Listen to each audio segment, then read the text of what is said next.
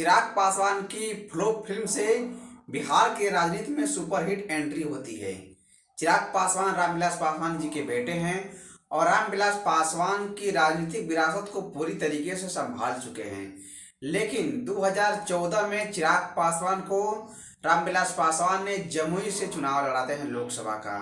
चिराग पासवान की फिल्म आती है 2011 में, मिले ना मिले हम, कट्टों की लहरी, उसमें गाना सबसे ज़्यादा ट्रेंड करता है। लेकिन उसके बाद चिराग पासवान को रामविलास पासवान ने जमुई से 2014 का लोकसभा चुनाव लड़ाते हैं।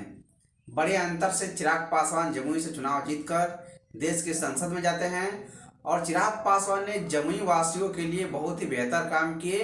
पुनः 2019 में चिराग पासवान सांसद बनते हैं। लेकिन इसके बाद रामविलास पासवान का निधन हो जाता है। लेकिन चिराग पासवान 2020 का विधानसभा चुनाव अकेले लड़ते हैं। परिणाम आप लोग देखबे किए कि पूरी तरीके से चिराग पासवान की पार्टी ध्वस्त हो गई।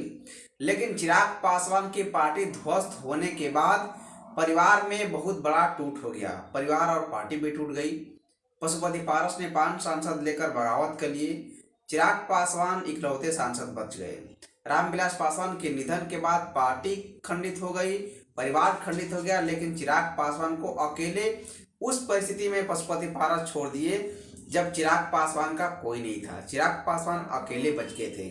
लेकिन चिराग पासवान वहां से बिहार के आशीर्वाद यात्रा पर निकले और बिहार के लोगों ने चिराग पासवान को जबरदस्त समर्थन दिए। चिराग पासवान का वहां से राजनीतिक करियर शुरू होता है और चिराग पासवान बिहार की राजनीति नहीं, देश में एक दलित के सबसे बड़े चेहरे उभर कर आ गए। चिराग पासवान बिहार, उत्तर प्रदेश, झारखंड में बहुत अच्छे फैक्टर हो गए हैं। लेकिन चिराग पासवान 2024 लोकसभा चुनाव में एनडीए का हिस्सा हैं। चिराग पासवान को एनडीए की तरफ से 5 लोकसभा की सीट मिल गई है। लेकिन इसके बाद पशुपति पारस खेमे में पूरी तरीके से खलबली सी मची हुई साथियों। पशुपति पारस खेमा प्रेस कॉन्फ्रेंस करके एनडीए गठबंधन को चैलेंज कर रहा है कि मेरे लिए सभी दरवाजे खुले हैं। लेकिन चिराग पासवान को एनडीए गठबंधन में उचित सम्मान मिला साथियों। लेकिन इस 2024 लोकसभा चुनाव में चिराग पासवान के लिए क्या होगा साथियों? क्या होगा स्टैंड चिराग पासवान का? किस तरीके से चिराग पासवान बिहार में लोकसभा चुनाव में फैक्टर के रूप में नजर आएंगे? इस पर सबसे बड़ी कड़ी नज़र बनी हुई साथियों। इसमें आप सभी क्या प्रतिक्रिया है जरूर कमेंट बॉक्स में दीजिए।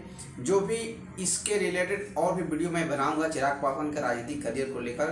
तब तक के लिए अभी के लिए इतना ही। जय हिंद, जय बिहार।